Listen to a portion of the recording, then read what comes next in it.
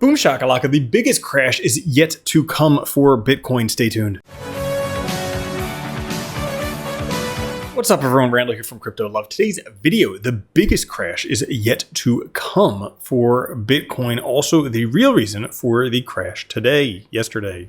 Before we get into it, like the video, join us on Twitter through Crypto Love, and subscribe to the OG Bitcoin Crypto YouTube channel, making daily videos for 7 years. Now today, fear and greed at 42, crashing down from a greed of 59.60 all the way down to fear once again. The overall market down 4%.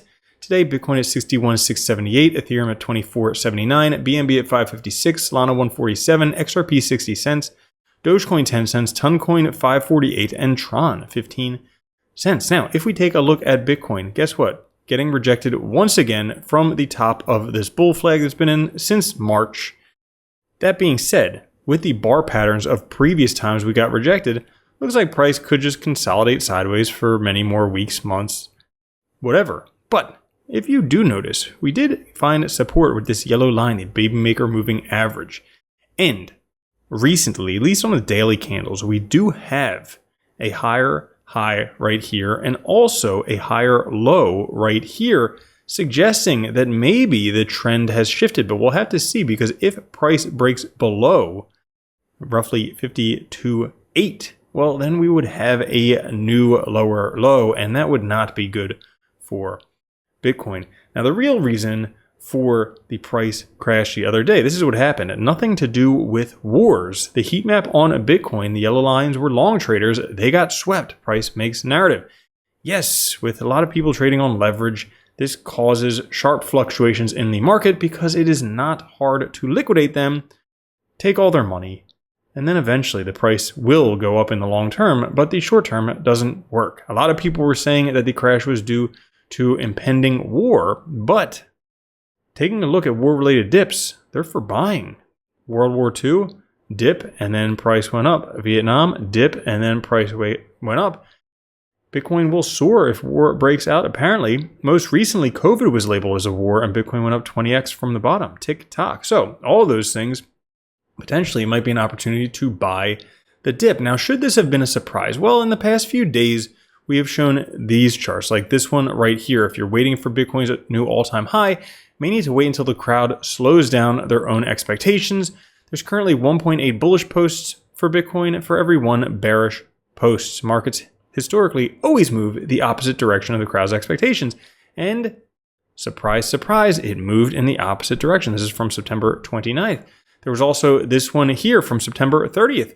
Bear flag confirmation suggesting a price of $63,000. Looks like it overshot that by a little bit, probably due to the long liquidation cascade.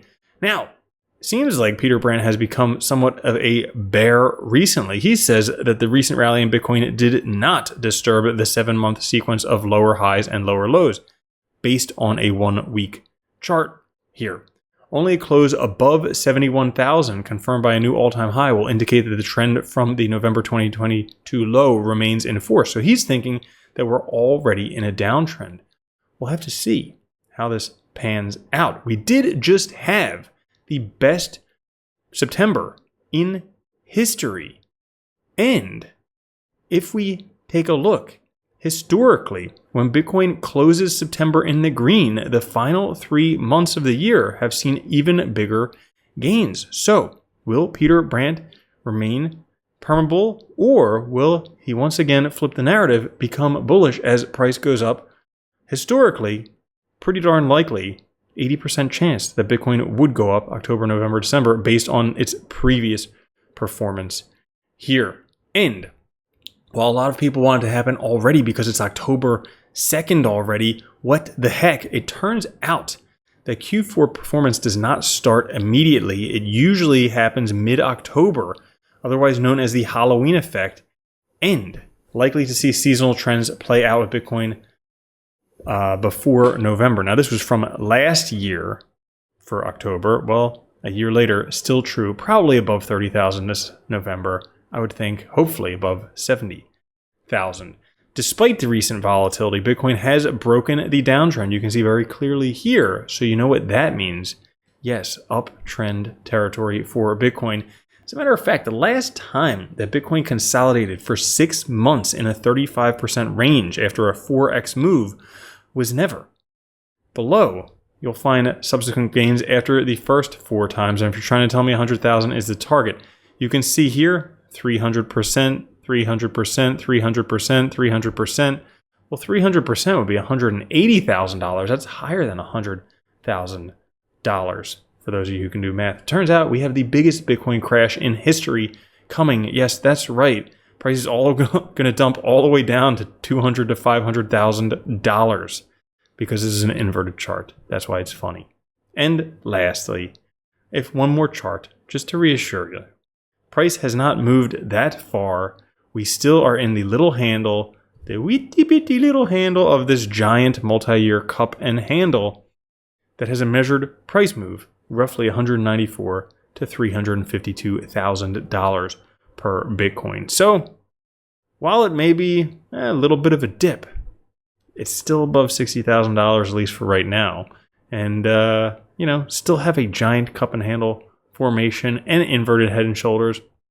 A lot of bullish patterns. Q4 coming up, presidential election coming up. And also, forgot this one thing. It's the hardest asset ever on the face of the planet. Way better than gold because the more gold they mine, the more gold there is. But Bitcoin, there's only a fixed supply. So that's all for this episode. If you enjoyed it, like the video, join us on Twitter at @TheCryptoLove, subscribe to the channel. And also YouTube says watch that video right there. I'll catch you later. Have a good one. Love you. Peace. If you don't think Bitcoin's going to $1 million a coin and then $10 million a coin, you're already a loser. From now on, if you don't own Bitcoin, you're a moron.